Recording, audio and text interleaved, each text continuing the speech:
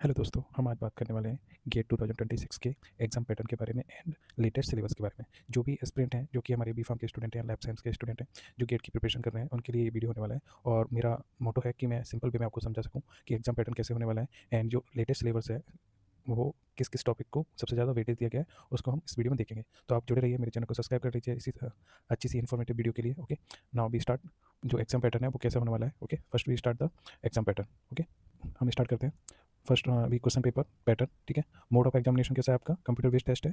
Language कैसा रहेगा exam का, इंग्लिश रहेगा। ड्यूरेशन ऑफ एग्जाम कितना रहता है, 3 आवर्स रहता है। ओके, टोटल नंबर ऑफ जो पेपर कंडक्ट कराए जाते हैं थ्रू द आईआईटी गुवाहाटी, वो कितने टेस्ट पेपर होते हैं, 30 पेपर होते हैं। जो डिफरेंट डिफरेंट सब्जेक्ट हैं, उनके एग्जाम कंडक्ट किए जाते हैं through the GATE exam. Like आपका जैसे लाइफ साइंस का है, तो वो भी इसी पेपर के अंडर आपका आता है, गेट के अंडर ही आता है, ठीक है। सेक्शन आपका क्या रहेगा, जनरल एप्टीट्यूड रहेगा एंड कैंडिडेट सेलेक्टेड सब्जेक्ट। हाँ, जो भी है जनरल एप्टीट्यूड आपका सभी के लिए कॉमन है, बट जो अदर सब्जेक्ट है लाइक आप लैब साइंस है या अदर इंजीनियरिंग सब्जेक्ट है, वो कैंडिडेट के बेसिस पर उनको सब्जेक्ट रहेंगे। ओके, टाइप ऑफ क्वेश्चन कैसे रहेगा, मल्टीपल चॉइस क्वेश्चन रहेंगे, एमसीक्यूज, मल्टीपल सेलेक्टेड क्वेश्चन रहेंगे एंड न्यूमेरिकल आंसर टाइप करेंगे। तो आपके 3 टाइप के क्वेश्चन रहेंगे, एमसीक्यू बेस्ड रहेगा, एमएसक्यू रहेगा एंड नेट क्वेश्चन रहेंगे। टेस्ट ऑफ एबिलिटीज़ कैसे रहेगी, रिकॉल्स के बेसिस पर आपको जो भी आता है उसके बेसिस पर आंसर दे सकते हो। कंप्रेंशन के बेसिस पर आप आंसर दे सकते हो। एप्लीकेशंस के बेसिस पर आपको आंसर देना है एंड एनालिसिस एंड सिंथेसिस के बेसिस पर आपको आंसर देना है। तो this is the ability for testing the student on 4 parameter. Okay, for we come for the marking scheme करेगी, क्वेश्चन कैरी आता है 1 मार्क्स या 2 मार्क्स का। निगेटिव मार्किंग आपका फर्दर रॉन्ग आंसर पर 1/3 मार्क्स होगा अगर 1 मार्क्स का क्वेश्चन है। फॉर 2 मार्क्स 2/3 मार्क्स डिडक्ट होगा फॉर द 2 मार्क्स।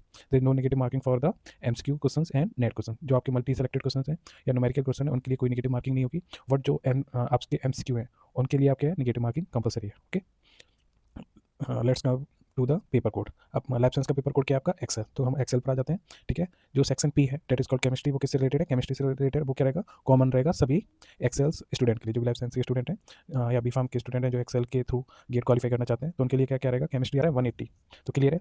तो जो जनरल एप्टीट्यूड है वो कितने मार्क्स का है, 15 मार्क्स का है। केमिस्ट्री जो कंपलसरी सब्जेक्ट है वो कितने मार्क्स के, 25 मार्क्स की। और दो जो सब्जेक्ट आप ऑप्शनल सब्जेक्ट हैं वो सेलेक्ट करते हो, वो कितने मार्क्स के होंगे, 30 मार्क्स का एक सब्जेक्ट, 30 मार्क्स का दूसरा सब्जेक्ट। ऐसे आपके कितने हो जाएंगे, 60 मार्क्स का आपका हो जाएगा आपके जो सब्जेक्ट डोमेन है उससे रिलेटेड। ओके, ऐसे आपका 100 मार्क्स का क्वेश्चन पेपर होता है। ऐसे हमने डिस्कस कर लिया एग्जाम पैटर्न को। अब डिस्कस करते हैं जो सिलेबस है related to the life science. Okay, जैसे मैंने बताया आपका जनरल एप्टीट्यूड है, वो सबके लिए कॉमन है, ठीक है। वो कितने मार्क्स का है, 15 मार्क्स का है। उसका जो सिलेबस है उसका रिलेटेड टू आपका रीजनिंग है, एप्टीट्यूड्स हैं या मैथमेटिक्स क्वेश्चन है, वो सारा सिलेबस रहता है आपका जनरल एप्टीट्यूड्स का। Come to XL P that is called chemistry, जो कि कंपलसरी है for all the XL candidate. तो इसमें से क्या क्या सिलेबस आपका इंक्लूड रहता है। फर्स्ट आपका सेक्शन है एटॉमिक स्ट्रक्चर एंड पीरियोडिसिटी, जो कि आपने 12th क्लास में पढ़ा होता है, तो ये सारा सिलेबस है। Then second structure bonding.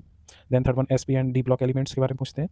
Then fourth one chemical equilibria and section fifth electrochemistry and sixth is reaction kinetics, seventh is thermodynamics, and eighth is structure reactivity, correlations and organic reaction mechanism, like आपका SN1, SN2, E1, E2 and aromatic reactions, and ninth is chemistry of biomolecule, like आपका amino acids, proteins, type of proteins, nucleic acid, DNA synthesis, ये सारा इससे related रहता है। Okay, तो आपका ये सिलेबस है वो किससे रिलेटेड है, केमिस्ट्री से रिलेटेड, जो कि आपके कितने मार्क्स का है, 25 मार्क्स का है।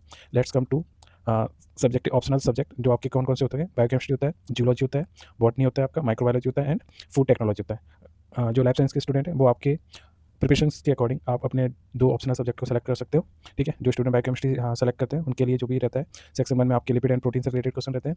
सेक्शन 2 में आपके एंजाइम से related like glycolysis, TCS cycles, PP pathway, oxidative phosphorylation, gluconeogenesis वगैरह इसमें पूछा जाता है। सेक्शन 3 में आपको पूछा जाता है chromatography, centrifugations, like biochemical separation technique के बारे में पूछा जाता है। सेक्शन 4 में आप पूछते हैं सेल स्ट्रक्चर एंड ऑर्गेनेल्स के बारे में पूछते हैं। सेक्शन 5 में पूछते हैं डीएनए रेप्लिकेशंस, ट्रांसक्रिप्शंस एंड ट्रांसलेशंस। सेक्शन 6 में पूछा जाता है इम्यून सिस्टम से रिलेटेड।